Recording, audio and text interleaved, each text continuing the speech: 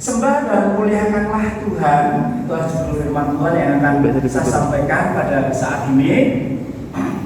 Sembah dan muliakanlah Tuhan. Tema kita tahun lalu tentang ibadah.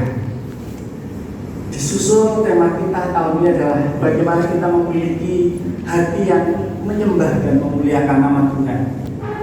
Sangat terpuji Bapak Ibu ketika pandemi COVID-19 seperti ini, bagaimana kita memposisikan diri kita. Panjenengan yang tidak bisa beribadah di gereja seperti ini, masihkah dapat komitmen ketika di rumah panjenengan berdoa, panjenengan beribadah, membangun mesbah keluarga, doa yang tiada intinya, ataukah kita mulai jauh dari Tuhan? Ketika kita mulai jauh dari Tuhan, ketika kita enggan untuk beribadah, kita mulai bermalas-malasan beribadah di rumah atau untuk melakukan kegiatan-kegiatan aktivitas rohani, disitulah dimanfaatkan oleh kuasa iblis. Ketika saudara mulai membuka ruang, mulai jauh dari Tuhan, iblis mulai bekerja. Oleh sebab itu, mari kita sama-sama saling peduli. Seperti pelajaran kita setelah minggu hari ini ya, pelajaran 4 dengan judul apa? Saling peduli, mempedulikan. Kita saling mengajak, saling menasihati, saling mendorong. Ketika saudara ada yang jatuh, ayat 1 berbicara bagaimana? Galatia 6. Kau yang dewasa rohaninya, tidaklah apa Bapak Ibu? Mengingatkan, menyadarkan. Ayat yang kedua mengatakan, bertolong-tolonganlah menanggung beban. Nah, kata beban di sini yang dimaksudkan adalah bagaimana situasi keadaan seperti inilah kita sama-sama menanggung beban, kita sama-sama berat. Disinilah rasa kepedulian kita. Bahkan ada saudara-saudara yang mungkin jatuh ke dalam dosa, jatuh ke dalam berbagai-bagai persoalannya. Mungkin untuk bangkitnya itu sulit. Nah, kalau tidak ada yang menolong, kalau tidak ada yang mengingatkan, maka saudara-saudara itu akan cepat hilangnya, Bapak. Nah, saudara, tema kita tahun ini adalah bagaimana kita memiliki hati yang menyembah dan memuliakan Tuhan. Maka kita di situasi yang mungkin serba terbatas ini, Bapak Ibu, maka milikilah hati yang terus memiliki penyembahan yang benar, memiliki penyembahan yang sungguh-sungguh untuk mempermuliakan nama Tuhan. Saudara, ketika seseorang menyembah Tuhan, ketika seseorang memuji Tuhan, ketika seseorang mengagumi yang dipertuhankan, tentu ada hal-hal lain di dalam merupakan ungkapan respon. Ada hal yang besar yang telah Tuhan kerjakan di dalam hidup seseorang itu. Orang yang bisa akan dengan sungguh-sungguh menyembah Tuhan, mempermuliakan nama Tuhan, kalau seseorang itu bisa mengalami hubungan secara pribadi dengan Tuhan atau yang dipertuhankan. Apakah orang itu merasa sudah diselamatkan, merasa sudah dilindungi, merasa sudah dientaskan, ditarik dari kesengsaraan, ditarik dari malapetaka? Apakah seseorang itu merasa dilindungi, dijagai, atau bahkan dicukupkan dari segala kebutuhannya? Nah, kemudian seseorang itu bisa melakukan yang namanya penyembahan kepada yang dipertuhankan. Saudara, lalu apa alasan saudara menyembah Tuhan? Kalau kita memiliki alasan yang tidak tepat, maka cepat ataupun lambat, maka seseorang itu akan mudah sekali meninggalkan Tuhan karena dasarnya tidak tepat. Saat ini adalah masa-masa penampilan, Bapak Ibu, luar biasa berat. Banyak hamba-hamba Tuhan yang menubuatkan dan memprediksikan yang kemarin sudah di-share di gereja Baptis, bahwa dibandingkan dengan sebelum pandemi, dengan sesudah pandemi ini, maka jemaat hanya akan tinggal 80%. Yang 20% nanti akan hilang. Apakah hilangnya itu karena malas, karena permasalahan, karena meninggal, karena apa saja, Bapak Ibu, akan hilang. Dan dalam 1 tahun ini, Bapak Ibu, di beberapa grup pendeta saya juga sudah mengamati banyak hamba Tuhan yang mulai mereka dalam tanda kutip mulai karena nggak ada jemaat yang dilayani online ya orang masih dulu orang dan lain sebagainya mulai kan banting setir jualan online gondrong, bawa bahan makanan dan bahkan sambel apa hamba Tuhan Bapak Ibu. Dan kita tidak tahu sampai selesainya sampai kapan seperti itu. Jemaat mulai tidak peduli karena alasan ini gereja dibatasi, ini gereja dilarang. Jemaat mulai beraktivitas sendiri, mulai seenaknya sendiri dan lambat laun Bapak Ibu. Ini ditunggangi oleh kuasa-kuasa kegelapan yang memisahkan kita dari Tuhan. Lalu apa alasan kita menyembah Tuhan? Apakah saya dan saudara semua juga sudah merasakan dari kuasanya, pertolongannya? Apakah kita merasakan perlindungannya? Itulah menjadi alasan kuat kita untuk terus memuji dan menyembah Tuhan. Apakah saudara juga sudah menikmati berkat-berkat Allah di masa lampau sampai sekarang? Itu yang kemudian dapat memelihara kehidupan saudara dapat menyembah Tuhan. Baik, hari ini kita akan belajar dari dua tokoh. Sengaja saya akan mengkontraskan dua tokoh. Yang pertama adalah Raja Salomo dan yang kedua adalah Bapak Ayub. Saya mengkontraskan ini bermaksud untuk mengajak Bapak Ibu dan saudara semua bahwa dalam segala keadaan kita harus menyembah Tuhan dengan semangat, dengan benar. Apakah ketika keadaan kita itu kaya, memiliki jabatan tinggi seperti Raja Salomo? Apakah kita bisa dengan segala kekayaan itu mempermuliakan nama Tuhan? Apakah dengan segala kekayaan kita itu justru kita lalai melupakan Tuhan? Akan dikontraskan dengan Bapak Ayub yang bagaimana keadaan semulanya begitu luar biasa, kekayaan, tidak kekurangan suatu apa, tetapi kemudian turun drastis.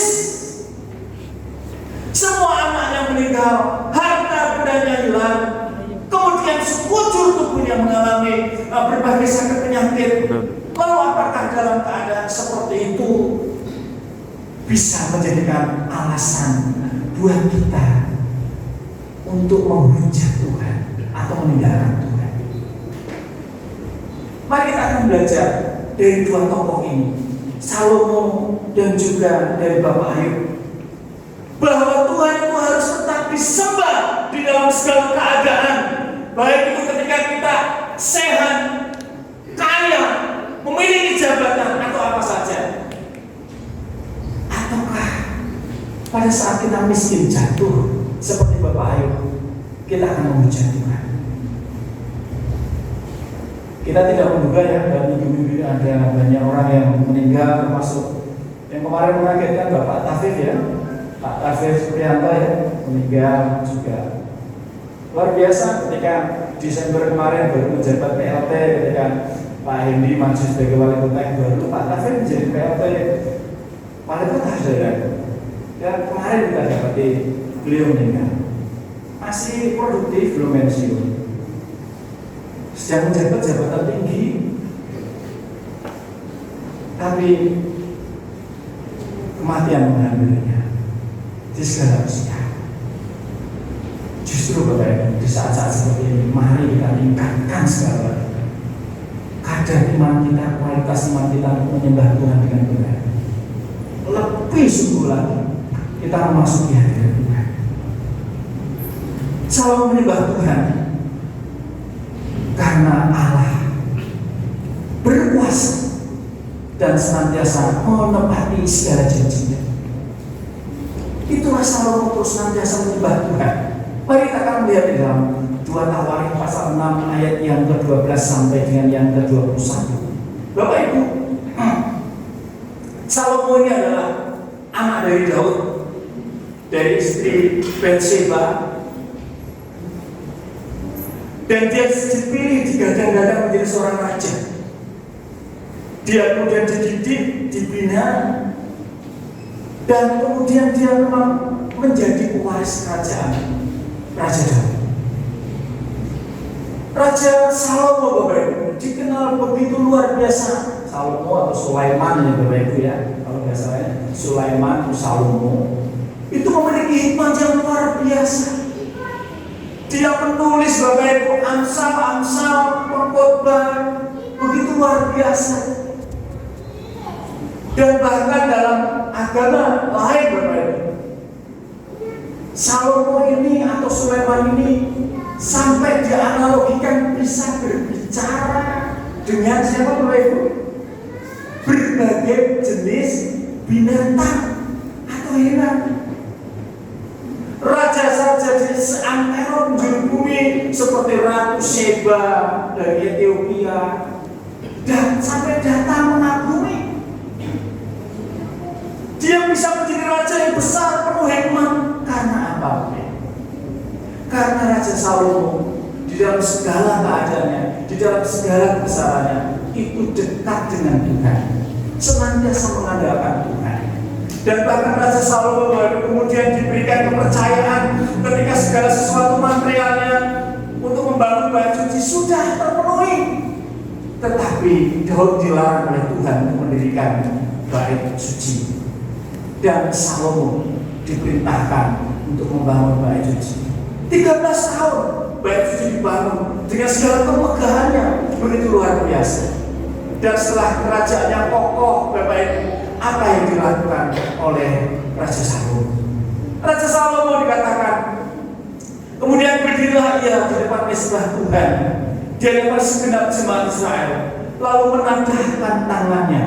Karena Salomo telah membuat sebuah mimbar tembaga yang panjangnya 5 hasta, lebarnya 5 hasta, tingginya 3 hasta. Jadi panjangnya itu 2,3, lebarnya 2,3, tingginya itu sekitar 3 hasta atau sekitar 1,3 meter tingginya itu. Kemudian menadahkan tangannya, berdiri di atasnya, lalu berlutut di hadapan segenap jemaah Israel dan menadahkan tangannya ke langit sambil berkata, "Ya Tuhan Allah Israel, tidak ada Allah seperti Engkau di langit dan di bumi." Ini penting Bapak. Seseorang yang sungguh-sungguh percaya kepada Tuhan harus meniadakan segala andalan di dalam kehidupannya dan hanya mengakui tidak ada Tuhan selain Engkau, baik di langit ataupun di bumi. Tidak ada Allah Tuhan selain Engkau. Kebesaranmu, Allahku yang luar biasa dahsyat. Sebab Engkau yang memelihara perjanjian dan kasih setia kepada hamba-Hamba-Mu dengan segenap hatinya hidup di hadapan-Mu. Selanjutnya ayat 15. Engkau yang telah berpegang pada janji-Mu terhadap hamba-Mu Daud ayahku, dan yang telah menggenapi dengan tangan-Mu apa yang Kau firmankan dengan mulut-Mu, seperti yang terjadi pada hari ini. Ayat-ayat ini Bapak Ibu menggambarkan bagaimana Salomo mengakui bahwa Allah itu begitu unik. Allah itu unik, tidak ada duanya, tidak ada padanannya, tidak ada saingannya. Itulah keunikan Allah kita. Jadi kalau Bapak Ibu Saudara di dunia ini menganggap apa yang kelihatan, apakah itu harta, benda, mobil mewah, rumah bagus, jabatan tinggi, itu andalan saudara, berarti saudara sudah mempersekutukan Tuhan, mengecilkan peranan Tuhan dengan melihat benda-benda buatan manusia sebagai Tuhan, tetapi meninggalkan Sang Pemberi hidup. Itu yang dimaksudkan oleh Salomo bahwa Allah itu unik, tidak ada duanya, tidak ada padanannya, orang saingannya, kekuasaannya begitu dahsyat Allah kita ini. Maka kita harus menyembahnya. Saudara, bahwa Allah itu begitu unik dan juga berkuasa.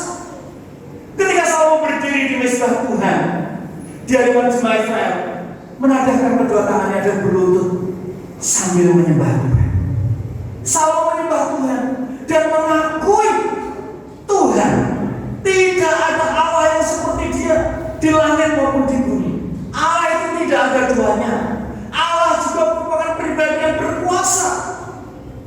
dan penyelesaian pembangunan bait Allah itu adalah salah satu bukti kecilnya berkat Tuhan.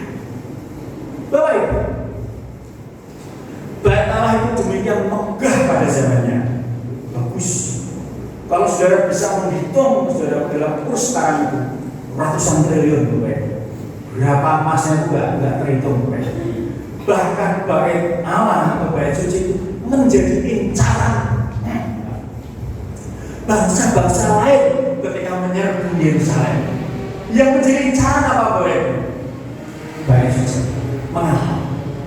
Karena di bait suci itu Bapak yang dibuat itu tertimbun berlaksa-laksa talenta emas, perak, yang nilainya itu begitu luar biasa. Jadi kalau manusia memandang itu menjadi incaran dunia, tapi perhatikan, Salomo sedemikian merendah di hadapan Tuhan bahwa apa yang dipandang menjadi incaran manusia, menjadi incaran bangsa-bangsa lain untuk menginvasinya, menyerbunya, itu kecil di hadapan Tuhan. Demikian kecil di hadapan Tuhan. Lalu Salomo ketika memberkati semua itu, Bapak Ibu, apa yang dilakukan oleh Salomo? Dikatakan dalam ayat yang ke-16 sampai dengan yang ke-17, maka sekarang ya Tuhan Allah Israel, peliharalah apa yang kau janjikan kepada hamba-Mu Daud ayahku dengan perkataan, keturunanmu tak akan terputus di hadapanku dan tetap akan duduk di atas tahta kerajaan Israel, asal anak-anakmu tetap hidup menurut hukumku sama seperti engkau hidup di dalamku. 17, perhatikan, maka sekarang ya Tuhan Allah Israel, biarlah terbukti kebenaran firman-Mu yang telah kau ucapkan kepada hamba-Mu Daud. Dan yang dilakukan ketika Salomo hidup dalam segala kebesarannya, kemudian dia memuji Tuhan. Dia mengucap syukur kepada Tuhan. Dia menyembah Tuhan secara luar biasa, sebab Allah itu setia kepada perjanjiannya, kepada semua orang yang memberi segenap hatinya kepadanya. Yaitu siapa? Daud bapaknya. Dan Tuhan juga akan berjanji kepada keturunan Daud untuk mendudukkan keturunannya di atas secara terus menerus. Tetapi Tuhan juga memberikan syarat. Di ayat yang ke-16 bagian yang akhir tadi dikatakan, asal anak-anakmu tetap saudaraku hidup menurut hukumku sama seperti engkau hidup di hadapan. Artinya apa? Tuhan itu setia. Tuhan itu tidak pernah berdusta. Dan kalau ada hamba-hambanya yang hidup dengan setia, pastilah Tuhan akan mendudukkan keturunan Daud, terus keturunan Daud sampai selama-lamanya. Tetapi juga Allah yang adil. Barang siapa yang keturunan berikutnya yang tidak setia, artinya tidak kembali memegang perjanjiannya seperti Daud bapaknya, yang dilaksanakan oleh Tuhan. Tuhan tidak memberi kita. Artinya apa, Bapak? Ternyata orang mau Israel swarga nurut merokok. Artinya apa? Setiap pribadi itu mempertanggungjawabkan perbuatannya di hadapan Tuhan. Daud apik, Salomo apik, Rehabiam apik, keturunannya apik-apik, tetapi nek ono anak-anak sing nyeleweng dihukum oleh Tuhan. Itulah artinya setiap pribadi mempertanggungjawabkan di hadapan Tuhan. Selanjutnya Salomo mempermuliakan Allah yang Maha Besar. Dikatakan dalam ayat yang ke-18, tetapi benarkah Allah hendak diam bersama dengan manusia di atas bumi? Sesungguhnya langit, bahkan langit yang mengatasi segala langit, di atas langit ada langit, ada langit itu 7, ya. Atmosfer, stratosfer, apa fir lagi itu langit-langit, tingkatan-tingkatan ketinggian langit. Langit yang mengatasi segala langit pun tidak dapat memuat engkau. Semesta alam ini tidak mampu memuat Tuhan. Di tangan semesta langit, dunia dengan segala gemerlapnya itu di hadapan Tuhan sangat kecil. Itu seperti kumpulan debu atau pasir di hadapan Tuhan, di tangan Tuhan seperti itu. Yang ditata menjadi galaksi, Bima Sakti, tata surya seperti itu. Nek Tuhan mengendaki debu yang ada di tangannya itu, Bapak Ibu. Inilah hendak saya gambarkan bagaimana kekuasaan dan kebesaran Tuhan itu yang kita sembah demikian luar biasa dahsyatnya. Maka berpalinglah kepada doa dan permohonan hamba-Mu ini, ya Tuhan. Dengarkanlah seruan dan doa hamba-Mu, panjatkan di hadapan. Bapak Ibu, jadi Salomo terus mempermuliakan Tuhan yang Maha Besar. Langit di atas langit saja itu tidak sanggup memuat Tuhan yang Maha Besar, apalagi rumah atau bait yang didirikan oleh Salomo bagi Tuhan. Sekali lagi, Salomo hendak mengecilkan peranannya di hadapan Tuhan. Berarti kan, kalau banyak manusia bagaimana? Meninggikan apa? Karyanya, meninggikan perannya, meninggikan apa? Meninggikan apa yang dia punya. Tetapi apa yang dilakukan oleh Salomo? Bait suci yang demikian megah dengan segala kebesarannya, Bapak. Oh, Tuhan luar biasa. Dia mengakui kecil di hadapan Tuhan, tidak mampu untuk memuat Tuhan. Artinya Bapak, mari kita sama-sama berendah hati. Harta benda, jabatan apapun bukan menjadi tujuan kita. Kalaupun itu kita raih, Bapak Ibu, sekali lagi mari kita akan menjadi sama seperti Salomo. Demikian dengan pula dengan kita, Bapak Ibu. Kita akan terus dapat memuji dan mempermuliakan nama Tuhan. Sebab Dialah Allah yang Maha Besar, Allah yang berkuasa, Allah yang setia terus kepada kita di dalam segala keadaan. Biarlah kita hidup hati-hati menyembah Tuhan di bait sucinya. Dia memimpin kita melewati segala badai. Kita terus menjadikan persekutuan keluarga Allah di tempat ini menjadi sarana, menjadi wadah untuk kita mempermuliakan nama Tuhan. Dan dengan demikian, sesuai dengan janji Tuhan, sama seperti Kristus telah mengasihi jemaatnya dan rela berkorban bagi jemaatnya. Yesus rela berkorban untuk merebut saudara dari tangan iblis, untuk merebut memenangkan saudara dari kuasa-kuasa kegelapan. Yesus ada di pihak kita. Amin. Yang kedua, kita akan sandingkan dengan kehidupan Bapak Ayub. Lagi ya, kita akan sandingkan dengan kehidupan Bapak Ayub. Kita akan perhatikan di dalam kitab Ayub pasal yang ke-42, Bapak Ibu ya. Nah, kita akan melihat kitab Ayub 42. Bapak Ibu, mengapa Ayub terus menyembah Tuhan? Ayub menyembah Tuhan karena Ayub menyembah Tuhan karena segala penyertaan Tuhan yang ajaib di dalam kehidupannya. Kita akan baca, monggo yang muda baca 42 ayat 1 sampai 6. Yuk, silakan. Yuk, muda, silakan jawabannya. Ya, Mas Fer, Mas Willy, silakan yang saya temu. Masa Ayub kepada Tuhan, aku tahu bahwa Engkau sanggup melakukan segala sesuatu dan tidak ada rencana yang gagal. Firman-Mu, siapakah dia yang menyelesaikan keputusan tanpa pengetahuan? Itulah sebabnya tanpa pengertian aku akan cerita tentang hal-hal yang sangat ajaib bagiku yang tidak ku ketahui. Firman-Mu, dengarlah, maka akulah yang akan berfirman. Aku akan menanyai engkau supaya engkau memberitahu aku. Hanya dari kata orang saja aku mendengar tentang engkau, tetapi sekarang mataku sendiri memandang engkau. Oleh sebab itu, aku menjawab perkataanku, dan dengan menyesal aku duduk dalam debu dan abu. Ya, Bapak, mari kita akan perhatikan ayat-ayat ini. Mari kita akan perhatikan latar belakang dari Ayub pasal 1. Bagaimana dia begitu luar biasa, memiliki 3 anak yang cantik, 7 anak yang ganteng-ganteng, luar biasa, anaknya 10 Bapak Ibu. Setiap hari anak-anaknya mengadakan pesta karena demikian kayanya. Lalu iblis mulai bergerilya untuk mencari orang-orang benar. Delok lagi aneh, iblis itu luar biasa. Iblis itu orang boleh wong sing keset-keset orang. Orang boleh wong sing keset, orang boleh wong sing melawan Tuhan, orang. Karena iblis seperti itu boloku. Nah yang dicari adalah siapa?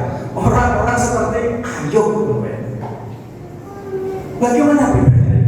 Dia itu orang yang sungguh-sungguh baik, benar, yang hidup sih di zamannya begitu saleh dia. Tiap hari dia memberikan korban persembahan kepada Tuhan. Mohon ampun kalau anak-anaknya ada yang salah dan lain sebagainya. Tapi apa tiba-tiba iblis? Ya baik Tuhan, kamu berikan si Ayub itu kekayaan dan kemuliaan. Tuhan berkata, ambil loh, tapi sayangkan nyawanya buat aku, bukan berkuasa. Tiba-tiba Bapak Ibu dalam suatu pesta, semua anaknya mati, harta bendanya hilang, semuanya terbakar dan lain sebagainya, habis Bapak Ibu harta bendanya. Ditaksir kekayaan Ayub pada zaman itu Bapak Ibu, itu hampir sekitar ratusan miliar dengan kekayaan yang dia miliki Bapak Ibu. Orang yang kaya pada zamannya. Masih belum puas, iblis mengatakan, yo wae sik seneng awake sik gagah, gede dhuwur sik bagus. Tuhan berkata, tubuhnya adalah puas, tapi sayangkan namanya lupa. Kemudian ditimpakanlah bara. Setelah sakit penyakit yang luar biasa, itu iblis yang menyebabkan dari ujung kepala sampai ujung kaki semuanya bolong bernanah bara. Semuanya dari anaknya sudah mati, dan bahkan tinggal istrinya. Wis mati berusuh orang di Jawa. Wis kok ada berusuh orang dedek nyembah Tuhan ngopo. Jaga dengan telanjang. Ya, jaga mulutmu. Kamu jangan hanya mau yang baik-baik saja dari Tuhan, tetapi tidak mau yang buruk. Dengan telanjang aku keluar dari rahim ibuku. Dengan telanjang keluar, aku akan siap mati bagi Tuhan. Bapak, suatu keputusan yang luar biasa ini tidak akan mungkin dialami oleh seseorang kalau dia tidak memiliki hubungan dan kedekatan dengan Tuhan secara pribadi. Dan pasal 1 sampai dengan pasal yang ke-41 Bapak Ibu, kita menyajikan bagaimana Ayub kemudian disadarkan, kemudian dia luluh puas, bahkan karena telah terjadi, bukan karena terjadi maksud saya. Ayub itu mendapatkan jawabannya, tetapi karena wawasan baru yang dimiliki oleh Ayub, hikmat Ayub begitu luar biasa. Dia menemukan yang pertama adalah bahwa hak-hak manusia itu bukanlah yang terpenting di dalam desain Allah. Perhatikan ya, seringkali kita mengikut Tuhan selalu menghubungkan ukuran berkat itu adalah materi. Selama itu Ayub juga berpikir ternyata hak-hak manusia itu tidak perlu yang namanya diperjuangkan di hadapan Allah. Manusia itu terlalu kecil untuk menuntut Allah. Manusia itu terlalu hina untuk menuduh Allah. Itulah yang dilakukan oleh Ayub. Dan kemudian dia menemukan bahwa yang terutama di dalam kehidupan manusia adalah kehendak dan kedaulatan Allah saja adalah yang terpenting. Kita tidak boleh menuntut Allah, menuduh Allah, tetapi hidup kita adalah harus seturut dengan kehendak Allah. Maka Tuhan Yesus berkata, dapat segala mungkin lakukanlah zaman ini daripadaku, tetapi bukan kehendakmu ya Tuhan, tetapi kehendakmu yang terjadi. Setiap manusia punya keinginan untuk dihindarkan dari berbagai apa saja seperti Tuhan Yesus, tetapi yang terbaik yang harus kita ambil adalah bukan kehendakmu ya Tuhan, tetapi kehendakmu yang terjadi. Pelajaran yang akan kita petik dari pelajaran hari ini adalah sembahlah Tuhan. Teruslah tetap menyembah Tuhan, memuji Tuhan. Bukan pada saat seperti kita kaya, seperti Salomo. Bukan pada saat kita sedang menjabat jabatan tinggi, memiliki segala kekayaan seperti Salomo. Tetapi sembahlah Tuhan pun dalam segala keadaan seperti yang dialami oleh Ayub, di dalam segala penderitaannya. Pasal yang ke-39 ayat yang ke-37, Bapak Ibu, kita akan memperhatikan ayat ini. Bahwa Ayub mengakui, pasal yang ke-39 ayat yang ke-37 sampai dengan 38, sesungguhnya aku ini terlalu hina.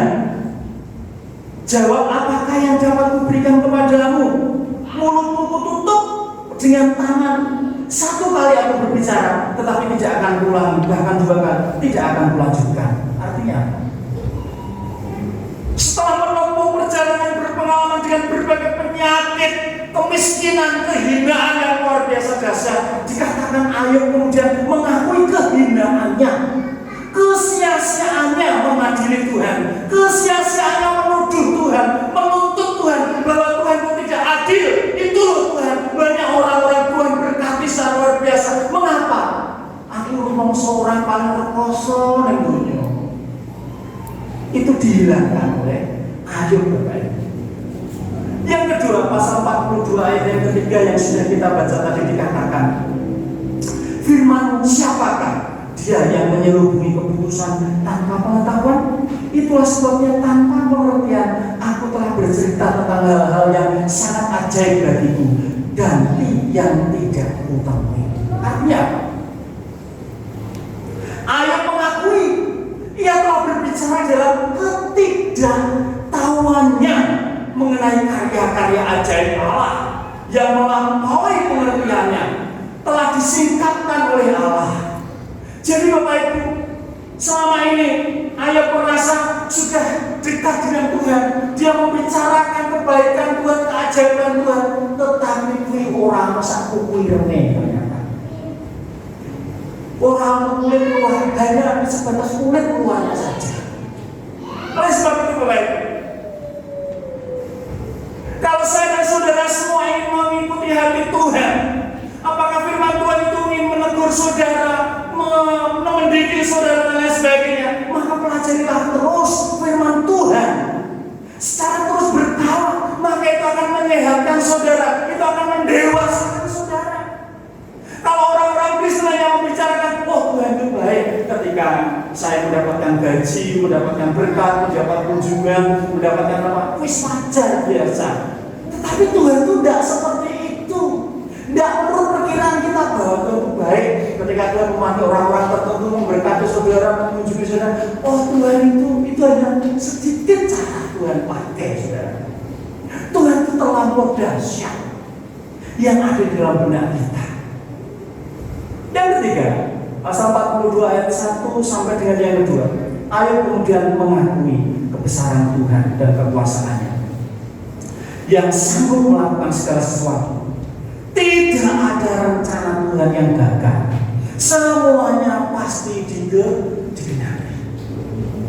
Amin Bapak Ibu. Tidak ada rencana Tuhan yang gagal, termasuk di dalam kehidupan saudara. Tidak ada rencana Tuhan yang gagal dalam hidup saudara. Mungkin kelihatannya sudah di titik-titik akhir garis finish. Seperti khotbah saya pada Natal, Zakaria dan Elizabeth. Wis tuwa, umurnya wis tuwa. Ibu Elizabeth sudah mati haid, nggak mungkin lah punya anak. Dan bahkan serangkong belum anak. Ya Ibu. Ketika seseorang itulah sudah tidak pernah ndonga buat kebutuhan anak, bukan kebutuhan sehari-hari, tapi yang dilakukan oleh Zakaria adalah semua hidup untuk Tuhan, untuk menyenangkan hati Tuhan. Apa yang dialami oleh Zakaria? Aku memperhatikan kamu, doa-doamu, kamu akan memiliki anak. Nah, orang yang sudah tidak pernah memikirkan untuk dirinya sendiri, ketika Tuhan memberikan anugerah itu, malah kau orang percaya, Orang mungkin tahu Tuhan loh itu loh. Kita menjalur mobil sampai peniran orang dijawab oleh Tuhan. Karena apa? Ya kita meminta untuk diri kita sendiri. Tetapi awal itu ketika sudah nggak pernah meminta untuk diri sendiri, Tuhan beri. Awal itu malah percaya. Ya, sering kayak gitu. Ya wes, gue nak percaya bisu ya. Biasa bicara ya. Luar biasa. Artinya apa? Ketika seluruh hidup kita habiskan untuk hidup bersama-sama dengan Tuhan, maka kemudian kita akan menjadi sama seperti Ayub. Dia akan mengakui kebesaran Tuhan, mengakui kekuasaan Tuhan, maka dia pun percaya bahwa segala sesuatu yang Tuhan rencanakan tidak akan pernah gagal. Yang keempat, ayat yang keempat sampai dengan yang kelima, hanya dari mulut orang saja aku mendengar tentang engkau, tetapi sekarang mataku sendiri memandang engkau. Oleh sebab itu aku mencabut perkataanku, dan dengan menyesal aku duduk dalam debu dan api. Baik, firman Tuhan ini hendak berkata, memberitahukan kepada saya dan saudara semua bahwa berpengalaman hidup dengan Tuhan secara pribadi itu penting. Artinya begini, kalau saya mengajar panjenengan atau nanti yang saya baptiskan ya, kalau ada nanti yang kecil itu ya, siapa yang akan dibaptis. Kalau saya mengajar baptisan baru nanti, itu saya hanya menolong, mengajarkan firman Tuhan ini. Itu baru kulit luarnya ya Bapak Ibu dan Saudara. Maka diperlukan yang namanya pertumbuhan dan kedewasaan rohani. Kehidupan kekristenan itu seperti organisme yang terus berkembang, terus bertumbuh. Tidak boleh menjadi kanak-kanak terus wis dengan bukan kecil cendek terus seperti itu. Nah, kita harus berkembang. Nah, sama seperti Ayub Bapak. Rupanya selama ini dia sudah merasa rohani, sudah merasa hubungannya dekat dengan Tuhan. Tetapi itu baru kulit luarnya, baru dari kata orang. Aku mendengarkan ada orang yang diberikan biasa terhadap dia. Firman Tuhan katakan seperti Ayub, hanya dari kata orang saja aku mendengar tentang Tuhan. Adakah di antara kita yang sudah merasa kuat imannya, dewasa rohaninya, tetapi kemudian ketika diperhadapkan dengan permasalahan, saudara kemudian mengalami pengalaman secara pribadi, saudara kemudian mengakui, selama ini aku hanya mendengar kehebatan Tuhan itu dari orang-orang di sana. Tetapi saat aku menghadapi permasalahan berat, ternyata saya berdoa berseru kepada Tuhan dan Tuhan menolong kepadaku. Ternyata ceritanya orang-orang yang di luar sana mengenai Tuhan itu jauh lebih kecil daripada apa yang aku alami dengan Tuhan. Itulah pengalaman Tuhan. Hasil dari kehidupan yang benar akan menjadi manifestasi yang nyata, buah yang nyata seperti itu. Dan akhirnya dalam ayat 6 itu Ayub memutuskan, oleh sebab itu aku mencabut perkataan dan dengan menyesal aku duduk dalam debu dan api. Ayub menyatakan pertobatannya setelah dia mengalami perjumpaan secara pribadi dengan Tuhan. Ayub duduk dalam debu, abu yang menunjukkan kerendahan hatinya, menghinakan dirinya sendiri karena ketidakmengertiannya tentang Tuhan yang Maha Kuasa. Oleh sebab itu firman Tuhan seharusnya akan mengoreksi dan mengubah hati dan sikap kita. Kita menjadi seorang yang dewasa sama seperti Ayub saat ini Bapak Ibu. Oleh sebab itu kita akan terus koreksi hidup kita. Kita akan koreksi diri kita. Kita akan menjadi sempurnakan setiap hari setiap saat.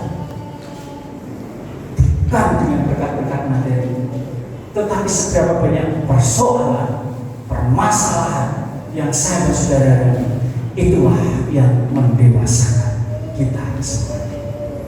Dapatkah kita terus dapat memuji dan menyembah Tuhan pada saat kita kaya seperti Saul, dan pada saat kita miskin jatuh seperti Ayub.